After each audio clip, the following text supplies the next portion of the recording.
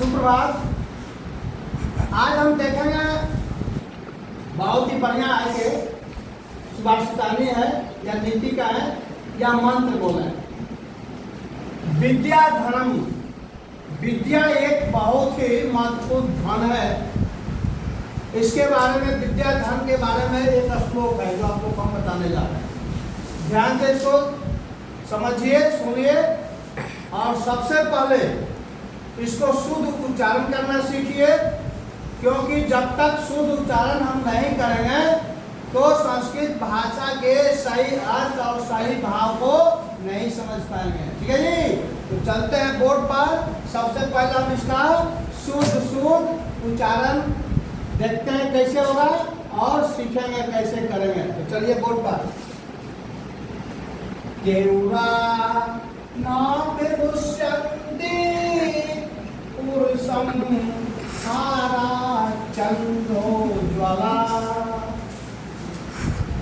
न स्नानं न विलेपनं न कुसुमं न अलङ्कृता मूर्ध्वजा बाणेका समलं करोति पुरुषं या संस्कृता धार्यते छियन्ते अखिलभूषणानि सत्यतं वाक्यभूषणं भूषणम्। चलिए इसका उच्चारण अब चलते हैं इसके अर्थ पर। तो अर्थ संस्कृत भाषा में कई पद कई शब्द आपस में जुड़े होते हैं, वहीं थोड़ा सा कठिनाई होती है, उसको हम देख लेते हैं खंडित करके। तो चलते हैं इसके अर्थ पर, देखते हैं क्या होता है। केवरा, केवरा का अर्थ होता है बाजू में पहनने वाला आभूषण, गहना। केवरा का मतलब आभूषण, विभूषयन्ति शोभा बढ़ाना। केवरा न विभूषयन्ति पुरुषं हरा चंद्रे ज्वाला। पुरुषों को हाथ में कड़ा पहन लेने से, हाथ में महंगा आभूषण पहन लेने से शोभा नहीं बढ़ती है। पुरुष को आभूषण पहन लेने से, केवड़ा पहन लेने से या हार पहन लेने से, मोतियों की हार हो या कोई भी हार हो, इससे उसका शोभा नहीं बढ़ती है। हार पहन लेने से चंद्र ज्वाला, चंद्रमा के समान कोई चमकने वाला पुरुष नहीं बन जाएगा। चांद जैसा कोई पुरुष नहीं बन सकता है। आप लोग जानते हैं ना, चंद्रमा जो है सबसे कहा जाता है कि चंद्रमा जो है बहुत ही रूपवान पुरुष है ना जी, बहुत ही सुंदर पुरुष है। तो कोई पुरुष अगर चाहता है कि हम भी हाथों में केवड़ा पहन लें, बाजू पहन लें, गहना पहन लें और गले में हार पहन लेकर हम चांद जैसा बन जाए, तो ये नहीं होता है। ऐसी श्लोक का अर्थ है जी, केवड़ा न विभूषयन्ति पुरुषं हरा चंद्र ज्वाला। पुरुषों को हाथ में बाजू पहन लेने से और गले में हार पहन लेने से चंद्रमा के समान उज्जवल नहीं बन जाते हैं। आगे देखिए हम लोग क्या कर रहे हैं। हम लोग न स्नानं न विलेपनं न कुसुमं न अलङ्कृता मूर्ध्वजा। मूर्ध्वजा का मतलब होता है कि बेनी। बेनी का मतलब चोटी, औरतों की चोटी बनाती है ना जी, और चोटी जो है बेनी फूलों से सजाती है, सही है ना जी, मार गमकौआ फूल से सजा लेती है। तो कहा तो न स्नानं न विलेपनं, विलेपन बना लेप लगाना, हल्दी चंदन का लेप हो या तरह तरह के आजकल बाजार में पाउडर आ रहा है, क्रीम आ रहा है, मुंह में लोग क्या कर रहे हैं जी, लगा रहे हैं, माउथ वॉश कर रहे हैं, क्या के लिए, चमकने के लिए, खूब सुंदर चमकेंगे। लेकिन समझ लो कि मुंह में पाउडर लगा लेने से, विलेपन कर लेने से, हल्दी चंदन लगा लेने से किसी का रूप नहीं बढ़ता है। बढ़ता कैसे है देखेंगे आगे श्लोक में।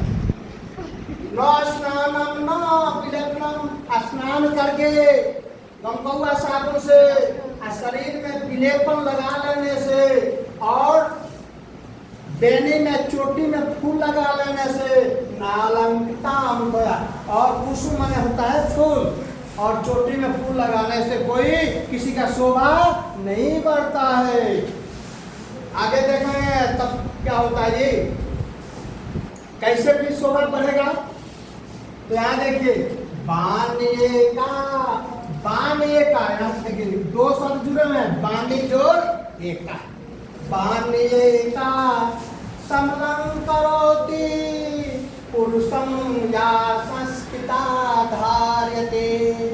आपकी एक बोली, बानी का मतलब बोली, आपकी एक बोली जो है, आपकी जो बोली है यही एक ऐसा साधन है जो आपको हमेशा शोभा बढ़ाएगी, आपको हमेशा चांद की तरह चमकाएगी। वो क्या है जी, आपकी बोली। कौन सी बोली? या संस्कृता धार्यते, आपकी बोली जो संस्कृति को धारण करती है, जो संस्कार युक्त आपकी वाणी है, जो संस्कार युक्त आपकी बोली है, वही आपको शोभा बढ़ाती है। नहीं तो गहना पहन लो, कहीं जाओ बगुले की तरह बात करो तो उससे आपकी शोभा नहीं बढ़ता है। असल में शोभा कैसे बढ़ेगी? तो आपकी जो बोली हो वो संस्कार युक्त हो। तो बोली संस्कार युक्त कैसे होगी?